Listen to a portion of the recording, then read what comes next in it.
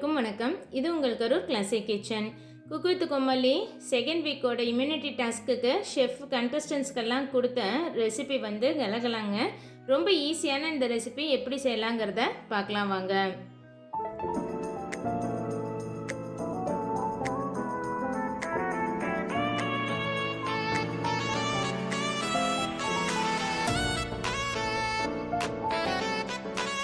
இதுக்கு தேவையான இன்க்ரீடியன்ட்ஸ், ஒரு கப் அளவுக்கு மைதா மாவு, 1/3 கப்பில் 1/4 கப்போட கொஞ்சம் அதிகமாக சர்க்கரை, 2 ஏலக்காய், 2 டீஸ்பூன் அளவுக்கு நெய், தேவைப்பட்டால் பால் ஊற்றியும் பிசைஞ்சிக்கலாம், இல்லைன்னா தண்ணி விட்டும் பிசைஞ்சிக்கலாம். ஃபஸ்ட்டு மிக்சர் ஜாரில் நான் சர்க்கரை ஆட் பண்ணிவிட்டு கூடவே 2 ஏலக்காயும் சேர்த்து நல்லா பவுடராக அரைச்சி எடுத்து வச்சுக்க போகிறேங்க. சர்க்கரை ரொம்ப தருதருன்னு இல்லாமல் நல்லா ஃபைன் பவுடராக இருக்கணும். மிக்சிங் பவுலில் ஒரு கப் அளவுக்கு மைதா மாவு சேர்த்திட்டு கூடவே நம்ம பொடிச்சு வச்சுருக்க சர்க்கரையும் ஏலக்காயும் சேர்த்திக்கலாம். சர்க்கரை வந்து 1/4 கப் ஆட் பண்ணுறதோட இந்த கொஞ்சம் அதிகமாக ஆட் பண்ணிங்கன்னா இனிப்பு கரெக்டாக இருக்கும். 2 டீஸ்பூன் போல் நல்லா உருகி இருக்கிற நெய், கெட்டியான நெய் சேர்த்துறதுனால சேர்த்திக்கலாம். உருகி இருந்தால் ஈஸியாக மிக்ஸ் ஆகி வந்துடுங்க. நீங்கள் இல்லைன்னா எண்ணெய் கூட சேர்த்திக்கலாம். இதெல்லாம் நல்லா கலந்து விட்டுக்கோங்க. நெய் வந்து சர்க்கரை கூடையும் மாவு கூடையும் நல்லா கலந்து விட்டுட்டு இது கூட பால் விட்டு பிசைஞ்சிக்கலாம். பால் வேண்டான்னு நினச்சிங்கன்னா நீங்கள் தண்ணி கூட விட்டு பிசைஞ்சிக்கலாம். பால் விட்டு கொஞ்சம் கொஞ்சமாக பால் விட்டு பிசைஞ்சிக்கோங்க. ஏன்னா ரொம்ப அதிகமாக பால் விட்டுட்டிங்கன்னா மைதா கேக் வந்து எண்ணெய் குடிச்சு வந்துடும், ரொம்ப அது வந்து சாகியான மாதிரி ஆகிடும். அதனால் சப்பாத்தி மாவு பதத்துக்கு இதை வந்து உருட்டி எடுத்துக்கலாம். அதனால் கொஞ்சம் கொஞ்சமாக பால் விட்டு பிசைஞ்சு எடுத்திங்கன்னா உங்களுக்கு சீக்கிரமே நல்லா உருண்டு வந்துடும். இன்றைக்கி 100 ml பால் எடுத்தேன், அதிலே கால்வாசி அளவுக்கு நமக்கு மிச்சமாயிடுச்சுங்க. இந்த பதத்துக்கு பிசைஞ்சு எடுத்து வச்சுட்டு ஒரு 10 நிமிஷம் போல் இதை ஊற வச்சிடலாம். அதுக்குள்ளே ஒரு கடாயில் எண்ணெய் விட்டு அடுப்பத்தையும் மீடியம் ஃப்ளேமில் வச்சு எண்ணெயை கொதிக்க வச்சுக்கலாம்.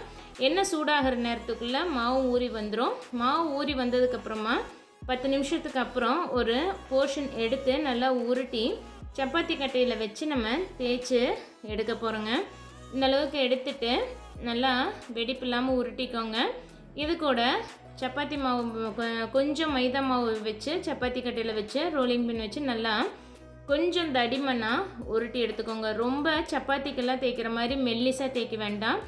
அதே மாதிரி ரொம்பவும் பெருசு பெருசாகவும் நீங்கள் க்யூப்ஸ் போட்டிங்கன்னா உள்ளே வெந்து வராது, வெளியே சீக்கிரம் கருத்து போயிடும். அதனால் கரெக்டான அளவில் நீங்கள் தேய்ச்சி எடுத்துகிட்டு எட்ஜஸ் கட் பண்ணிவிட்டு ஒரு பாக்ஸ் ஷேப் கொண்டு வந்துட்டு நீங்கள் எப்பவும் பீஸ் போடுற மாதிரி இதை வந்து சின்ன சின்ன பீசஸாக கட் பண்ணி எடுத்துக்க போகிறோம்.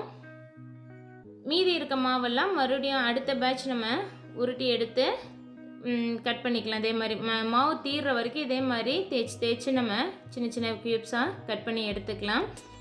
ரொம்ப சிம்பிளான அதே சமயம் டேஸ்ட்டாக குழந்தைங்களுக்கெல்லாம் ரொம்ப பிடிச்ச மாதிரி ஒரு ஸ்வீட் ஐட்டம். இதில் வந்து ரொம்ப இனிப்பு அதிகமாகவும் இருக்காது, திகட்டுற அளவுக்கு இனிப்பு இருக்காது. ஈவினிங் ஸ்நாக்குக்கு இது வந்து ரொம்ப ஆப்டாக இருக்கும். இந்த அளவுக்கு திக்னஸ் இருக்க மாதிரி நீங்கள் கட் பண்ணி எடுத்துக்கோங்க. அப்போ தான் எண்ணெயில் பொரிஞ்சு வர்றப்போ இன்னும் கொஞ்சம் பல்ஜாகி வரும். இந்த மாதிரி எல்லாத்தையும் ஒரு பிளேட்டில் உதுத்தி எடுத்துட்டு எண்ணெய் காஞ்சதுக்கப்புறமா நம்ம எண்ணெயில் போட்டு பொரித்து எடுத்துக்கலாம். நம்ம எண்ணெய் வந்து முதல்ல சூடு பண்ண வச்சுருந்தோம். எண்ணெய் நல்லா சூடாகிடுச்சு. இதை வந்து எப்போவுமே லோ ஃப்ளேமில் வச்சு தான் பொரிக்கணும். ஏன்னா நீங்கள் ஹை ஃப்ளேமில் வச்சு பொரிக்கும் போது எண்ணெய்க்குள்ளே போட்டோன்னே அவுட்ரு லேயர்லாம் வந்து கலர் மாறி வந்துடும், உள்ளே வேகாது. உள்ளே வெந்து வர்றதுக்குள்ளே வெளியே வந்து கருப்பாயிடும். அதனால் லோ ஃப்ளேமில் வச்சு பொறுமையாக எல்லா பக்கமும் திருப்பி விட்டு நல்லா பொரிஞ்சு வர்ற அளவுக்கு எடுத்துக்கோங்க. கொஞ்சம் அந்த நுரையெல்லாம் அடங்கினதுக்கப்புறம் எடுத்திங்கன்னா கரெக்டாக இருக்கும்.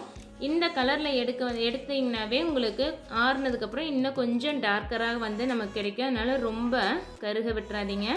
இப்போ எல்லாத்தையுமே நம்ம பொரிச்சு எடுத்தாச்சு.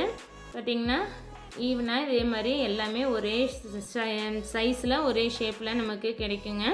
ரொம்ப சிம்பிளான இந்த ஸ்வீட் ரெசிபியை நீங்களும் உங்கள் வீட்டில் ட்ரை பண்ணி பார்த்துட்டு எப்படி வந்திருக்குங்கிறத மறக்காமல் எனக்கு கமெண்ட் பண்ணுங்கள். இந்த வீடியோ உங்களுக்கு பிடிச்சிருந்ததுன்னா லைக் பண்ணிவிட்டு உங்கள் ஃப்ரெண்ட்ஸ் கூடயும் ஷேர் பண்ணிக்கோங்க. இது வரைக்கும் எங்கள் சேனலுக்கு சப்ஸ்கிரைப் பண்ணாமல் பார்த்துட்டு இருந்தீங்கன்னா சப்ஸ்கிரைப் பண்ணிவிட்டு கூடவே பக்கத்தில் இருக்க பெல் ஐக்கானில் ஆளுங்கிற ஆப்ஷன் செலக்ட் பண்ணி வச்சுக்கோங்க. தேங்க்ஸ் ஃபார் வாட்சிங்.